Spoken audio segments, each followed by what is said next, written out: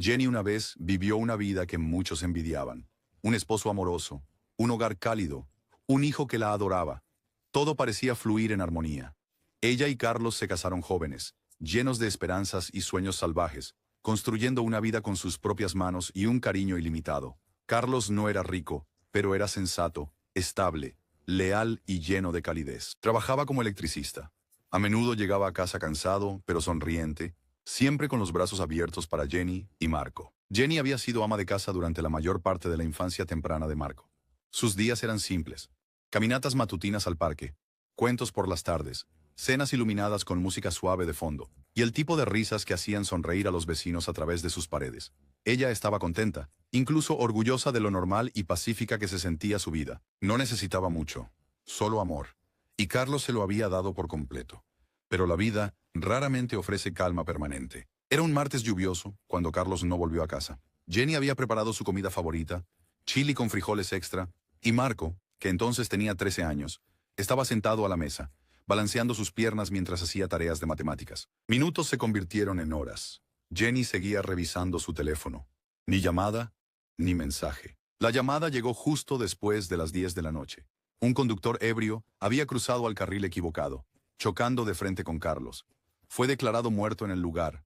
Jenny no gritó, no lloró, simplemente se dejó caer de rodillas, mirando fijamente la pared de la cocina, mientras Marco preguntaba repetidamente, «Mamá, ¿qué pasa?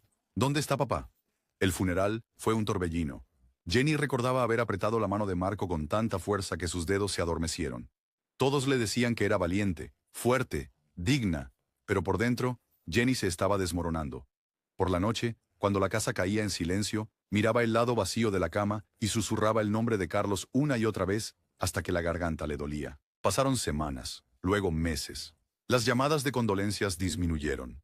Los amigos volvieron a sus vidas. Jenny estaba sola con un hijo adolescente. Las cuentas se acumulaban y un corazón que sentía que estaba permanentemente roto. Marco también estaba callado.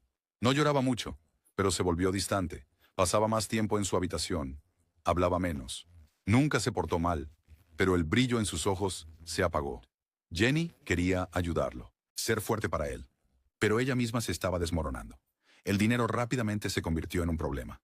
Carlos había dejado algunos ahorros, pero apenas eran suficientes para durar un año. Jenny intentó encontrar un trabajo primero como recepcionista en una clínica dental local, luego como cajera en una tienda de ropa, y después como operadora de turno nocturno para una empresa de servicio al cliente. Ninguno duró. Era mal pagada, sobrecargada de trabajo o maltratada.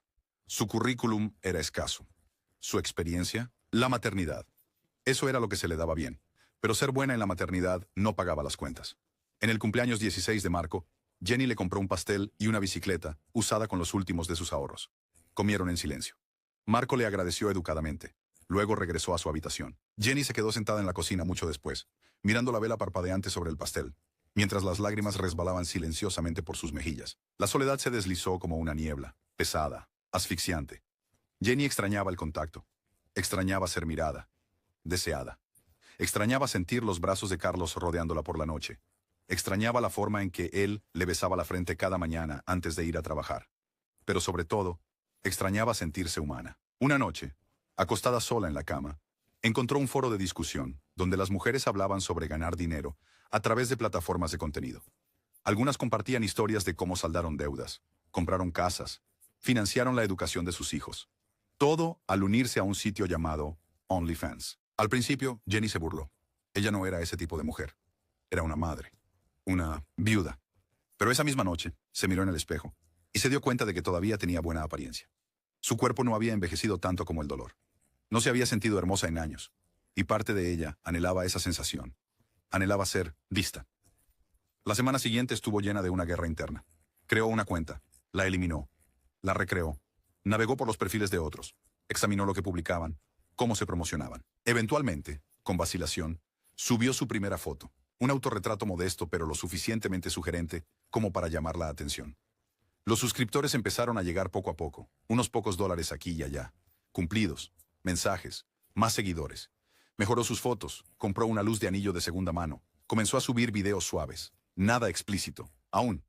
El dinero aumentó, no mucho, pero lo suficiente para pagar la despensa y los útiles escolares de Marco. Y por primera vez en mucho tiempo, Jenny se sintió deseada. Una noche, un suscriptor le envió un mensaje. Serías increíble si empezaras a colaborar. Podrías ganar miles. Jenny lo había ignorado al principio, pero la semilla fue plantada.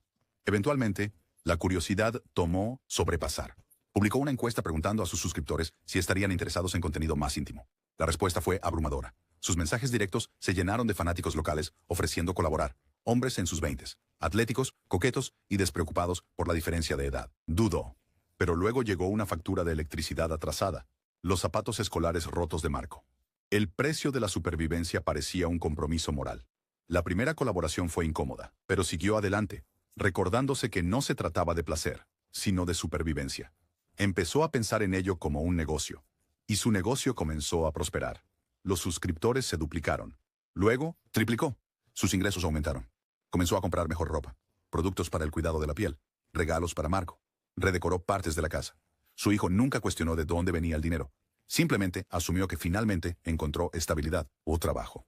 Pero bajo la superficie, la culpa se agravaba. Cada noche rezaba en silencio, pidiéndole perdón a Carlos. Y cada vez ignoraba la voz que susurraba: él se avergonzaría de ti. Aún así, el dinero la hacía sentir poderosa. Se decía a sí misma que lo hacía por Marco. Se decía que podía detenerse en cualquier momento. Pero no lo hizo porque no quería. Para el segundo año de universidad de Marco, Jenny había adoptado completamente su identidad secreta. Durante el día, era la madre amable y de voz suave conocida en el vecindario como la viuda que siguió adelante. Por la noche y cuando Marco estaba fuera, se transformaba en algo completamente diferente. Sus suscriptores la conocían como la viuda de terciopelo. Una intoxicante mezcla de misterio sensual y encanto maternal. Tenía admiradores de diferentes rincones del mundo. Algunos la adoraban como a una diosa. Otros suplicaban conocerla, tocarla, incluso casarse con ella. Jenny se había convencido de que todo era inofensivo. Era solo negocio.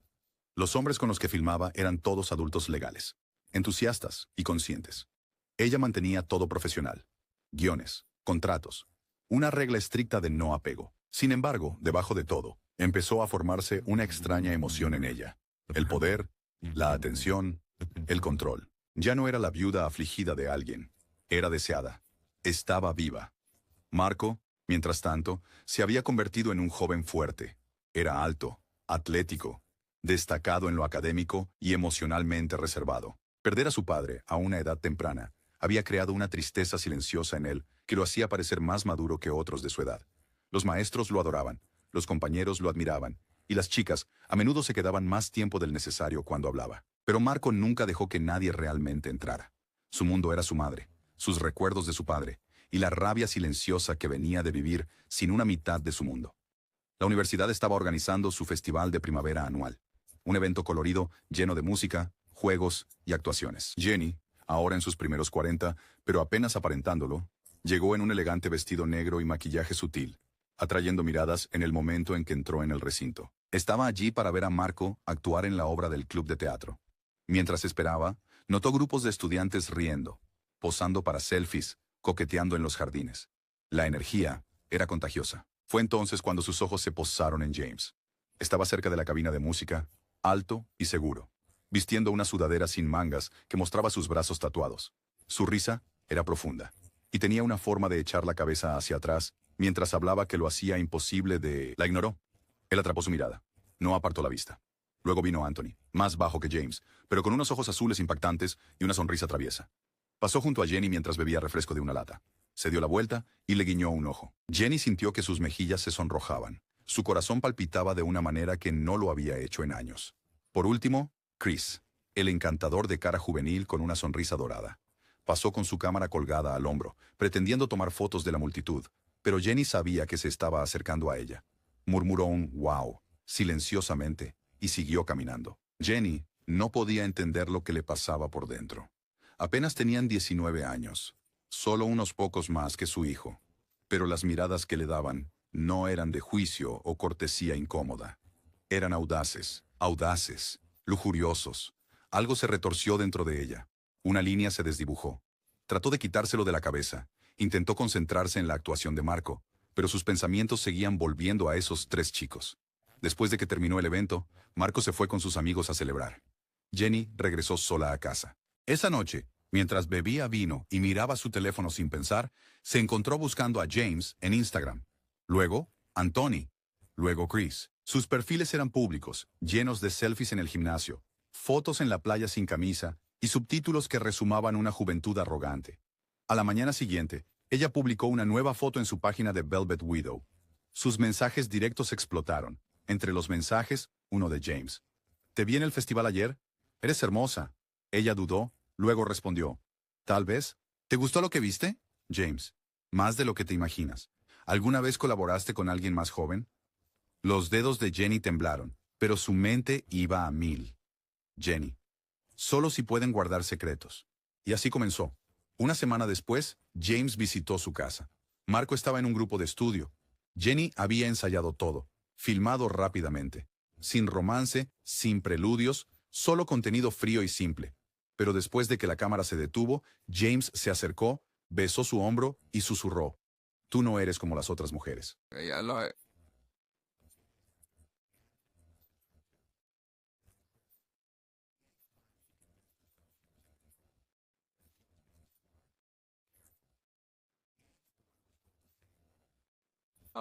Hola, para yo, pero la joven. Le el oro. Oh, my. Chris era el eslabón débil. Empezó a jactarse. Primero a un amigo, luego a otro, luego a todo su grupo de WhatsApp. Se filtró un pequeño clip de 15 segundos. Luego otro, luego capturas de pantalla. Internet no perdona y no olvida. En menos de 48 horas, los murmullos comenzaron a extenderse por la Universidad de Marco. Los chicos riéndose mientras él pasaba, las chicas desviando la mirada, los profesores evitaban el contacto visual. No entendía. No hasta esa mañana cuando Chris sonrió con sorna, lo apartó y le dijo, «Oye, Marco, solo quería decir, tu mamá tiene talento. Mira esto». Él le acercó el teléfono a la cara de Marco. Allí estaba Jenny, semidesnuda, con Chris en su cama. Marco parpadeó. Se congeló. No podía moverse. No podía respirar. Chris rió nervioso, dándose cuenta tal vez de que fue demasiado lejos. «Tranquilo, hombre. Es una leyenda. No queríamos...» Marco lo empujó con fuerza. Chris se tambaleó hacia atrás. Marco no dijo una palabra. Se alejó, con los puños apretados, la visión dando vueltas. Fue a casa, en silencio. Jenny estaba en la sala, tarareando, doblando ropa. Ella le preguntó cómo le había ido en el día. Él no respondió.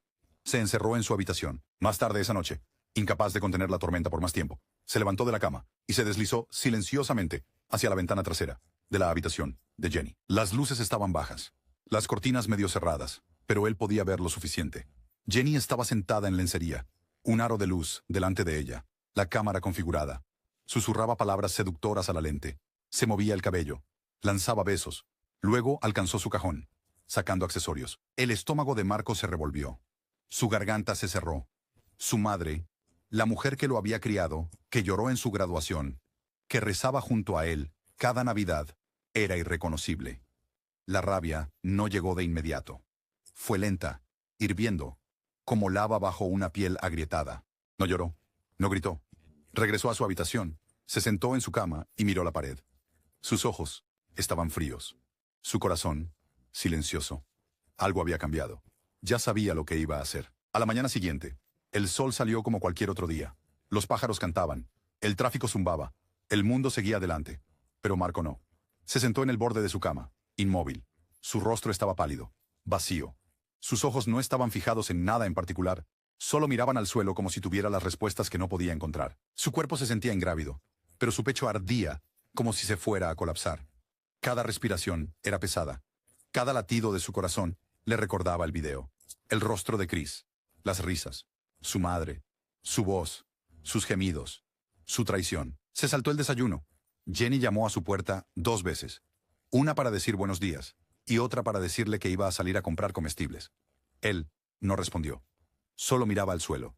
Su voz sonaba normal, como si nada hubiera pasado, como si no le hubiera arrancado el alma a su propio hijo con un solo actuar, como si las últimas 48 horas no hubieran convertido sus vidas enteras en algo monstruoso. Una vez que se fue, Marco finalmente se movió. No con urgencia, no con pánico, sino con una extraña quietud, como si estuviera poseído por algo más oscuro que la ira. Algo antiguo, algo silencioso. Abrió su cajón. Escondido debajo de cuadernos viejos y baterías dispersas, estaba el pequeño revólver negro que su padre había tenido. Carlos solía guardarlo por seguridad. Marco recordaba haberlo visto una vez en las manos de su padre cuando era niño. Carlos había dicho, solo saca esto si planeas defender a alguien que amas. Ahora, Marco lo sostenía por la razón opuesta. Lo cargó con dedos temblorosos. Lo revisó 2 veces. No lloró. No tembló. En cambio, una extraña calma lo cubrió como una manta sobre el fuego. Deslizó la pistola en su mochila, la cerró con cremallera y luego salió en silencio. No fue a la universidad.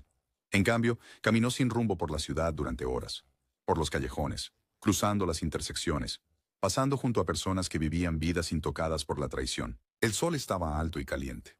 El sudor le corría por la espalda, pero no lo sentía. Para la tarde llegó al viejo parque cerca del límite de la ciudad, conocido principalmente por los estudiantes como un lugar tranquilo para pasar el rato. Escondido entre las pistas de tenis abandonadas y los árboles descuidados, era donde James, Anthony y Chris solían venir a fumar, bromear y hablar sobre chicas después de clase. Marco lo sabía porque había escuchado sus conversaciones demasiadas veces en la cafetería.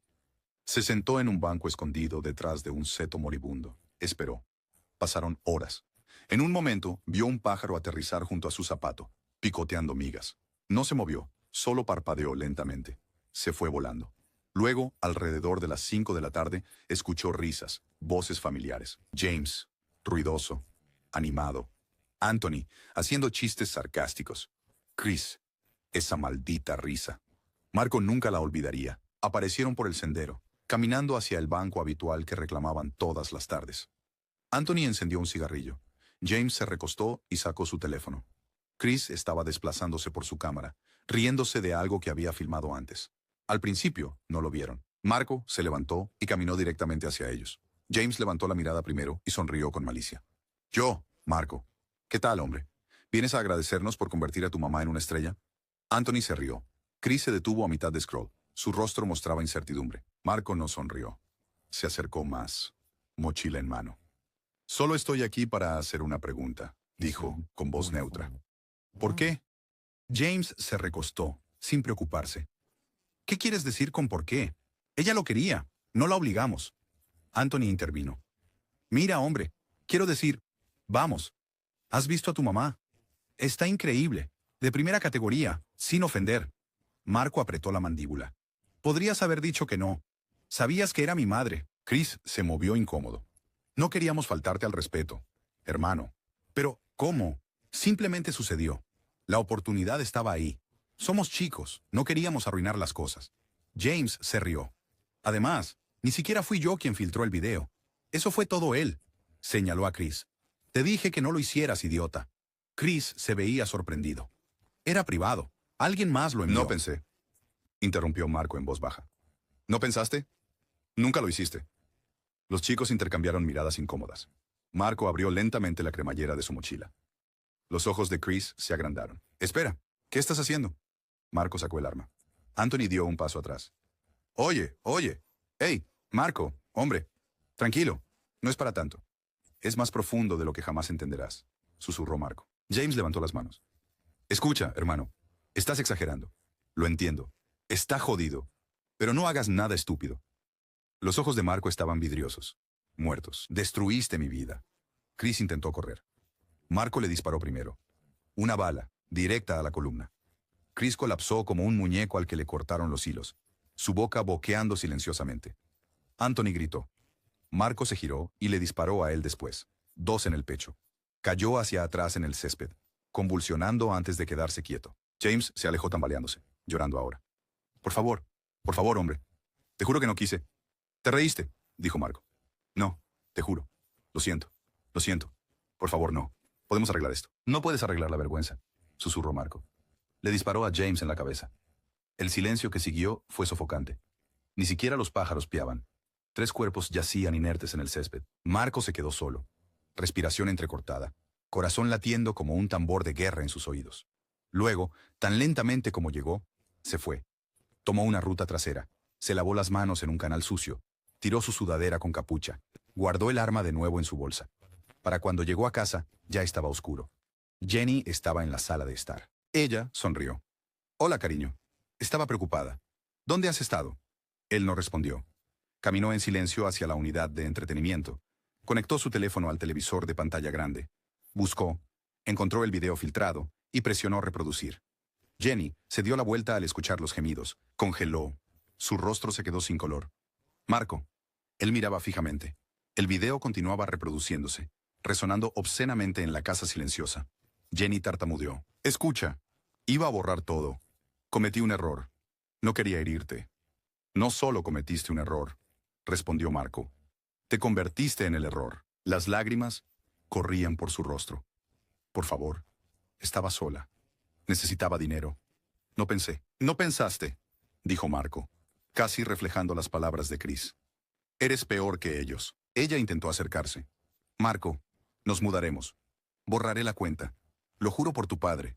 ¿Crees que borrar un video puede borrar la vergüenza? ¿Crees que cambiar de casa puede cambiar lo que hiciste? La voz de Jenny se quebró. No lo hice para hacerte daño. Lo juro por todo. Solo quería sentirme viva otra vez. La mano de Marco se metió lentamente en la bolsa. Quería morir cuando vi ese video, dijo suavemente. En lugar de eso, decidí matar todo lo que me hacía querer morir. Jenny cayó de rodillas. No, por favor. No hagas esto. Soy tu madre. Marco sacó la pistola. Lo eras. Esa versión de ti murió la noche que abriste las piernas para mis compañeros de clase. Silencio. Jenny sollozó. Lo siento. Pasaré el resto de mi vida arreglándolo. No hagas esto. La voz de Marco apenas era audible ahora. No hay regreso del lugar al que fuiste, susurró. Por favor, cerró los ojos. Por papá, dijo. Por mí. Un disparo. Su cuerpo cayó al suelo con un golpe sordo. Los gemidos de la televisión continuaron. Marco se sentó.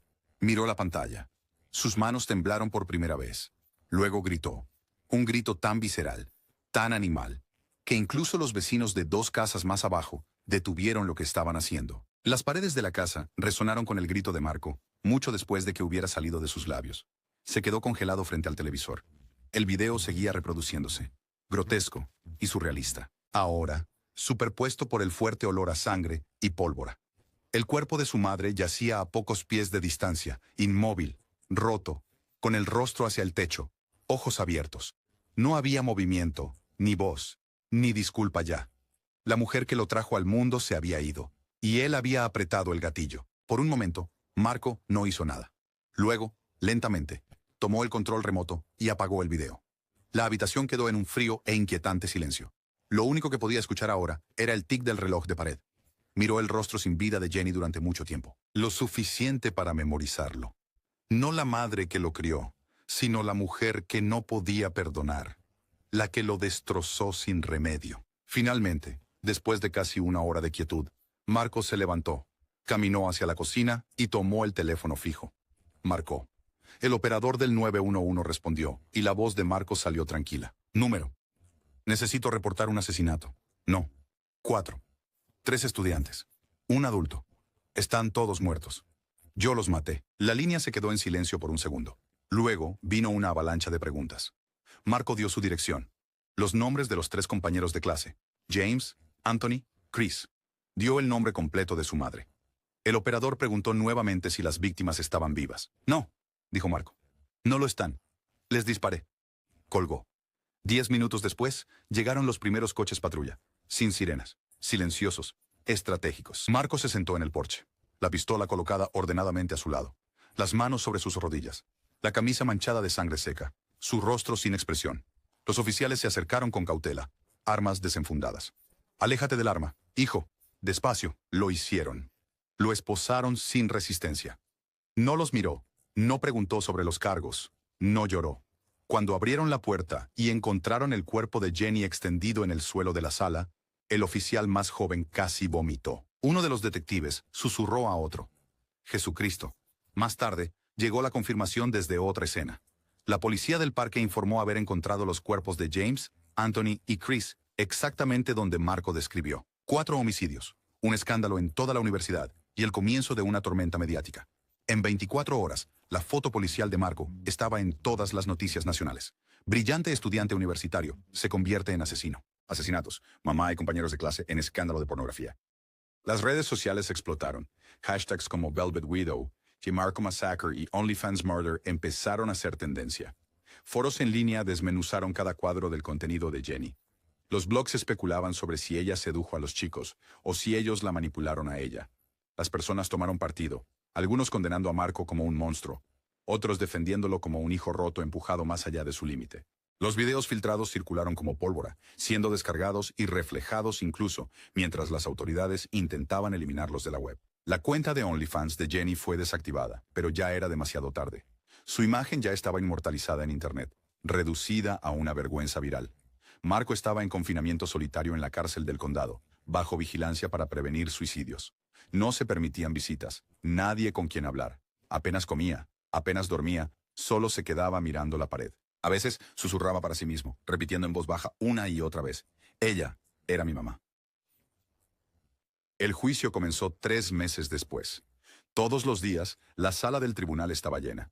Reporteros, periodistas, espectadores, personas que venían no por justicia, sino por una historia. Marco entró con grilletes. Su cabello había crecido, su cuerpo más delgado, ojos hundidos y vacíos, pero se mantuvo erguido, sin emociones, incluso cuando los destellos de las cámaras explotaban a su alrededor. La fiscalía lo mostró como un asesino perturbado y peligroso, un joven calculador y sangre fría que planeó la ejecución de 3 compañeros de clase inocentes y de su propia madre. Resaltaron cómo había llevado el arma, cómo aguardó en emboscada, cómo no mostró remordimiento inmediatamente después de los asesinatos. Lo llamaron una masacre premeditada impulsada por la masculinidad tóxica y el orgullo. La defensa tomó un camino diferente. Trajeron psicólogos, expertos en salud mental, especialistas en trauma emocional. Mostraron las boletas de calificaciones de Marco con notas sobresalientes, sus registros disciplinarios perfectos, la muerte repentina de su padre, el colapso financiero y, finalmente, la traición que destrozó sus cimientos. Presentaron el metraje filtrado en el tribunal, difuminando partes explícitas, demostrando cómo Jenny había participado voluntariamente en actos sexuales con 3 compañeros de clase de Marco y cómo los chicos se habían jactado de eso en registros de chat posteriormente recuperados de sus teléfonos. Un terapeuta testificó: no fue el sexo lo que rompió a Marco. Fue la humillación, la traición de confianza, el colapso de la identidad. No solo perdió a su madre, perdió el recuerdo de ella. El juez escuchó. El jurado observó a Marco mientras él se sentaba en silencio, casi sin reaccionar. En el 5.º día del juicio, Marco subió al estrado. No lloró, no titubeó. Contó la historia sencillamente. Cómo vio el video, cómo sus compañeros se burlaron de él, cómo vio a su madre filmando contenido desde la ventana, cómo algo dentro de él simplemente apagué. Sentí como si ya no existiera, dijo Marco. Como si todo lo que era, todo mi respeto, mi amor, mi inocencia fuera una mentira. No era una persona, era una broma. Cuando se le preguntó si lamentaba los asesinatos, vaciló. Lamento que alguna vez tuvieran que ocurrir, dijo suavemente. Pero si me preguntas si me arrepiento de apretar el gatillo, no lo hago. Me sentí más vivo en ese momento que en semanas. Un pesado silencio cayó sobre la sala del tribunal. Después de 9 días de deliberaciones, el jurado regresó. El veredicto fue complejo, culpable de todos los cargos, pero con un trastorno emocional extremo reconocido como un factor atenuante. El juez sentenció a Marco a cadena perpetua, con la posibilidad de libertad condicional, después de 30 años. En sus comentarios finales, el juez miró directamente a Marco. No eres un monstruo, pero te convertiste en uno. Tu familia, tu escuela y la cultura de Internet que se aprovecha de los vulnerables te fallaron. Pero también tomaste la decisión de convertirte en el segador de tu propia historia. Y las decisiones tienen consecuencias. Marco no reaccionó. Los canales de noticias difundieron la historia durante meses. Siguieron documentales. Los youtubers de crímenes reales la desmenuzaron desde todos los ángulos. Los debates estallaron sobre la moralidad, el trabajo sexual, las responsabilidades parentales y el impacto psicológico de la humillación. Algunos dijeron que Marco debería haber buscado terapia. Otros dijeron que Jenny nunca debería haberse convertido en lo que hizo. Algunos lo llamaron una tragedia. Otros lo llamaron justicia. Pero nadie pudo ignorarlo. La casa donde ocurrió todo fue eventualmente vendida. La pared de la sala todavía tenía manchas de sangre tenues, incluso después de la limpieza. Nadie quería vivir allí por mucho tiempo. Marco permaneció en prisión. No hablaba mucho. A veces pedía acceso a la biblioteca de la prisión y pasaba horas leyendo filosofía, psicología y poesía. Comenzó a escribir un diario, un proyecto que el alcaide describió finalmente como inquietantemente inteligente. Rechazaba entrevistas, rechazaba visitas, hasta que un día, 6 años después, escribió una sola carta a un periodista de investigación. Terminaba con solo una línea. Si alguna vez quieres entender por qué los maté, mira el video e imagina que era tu madre.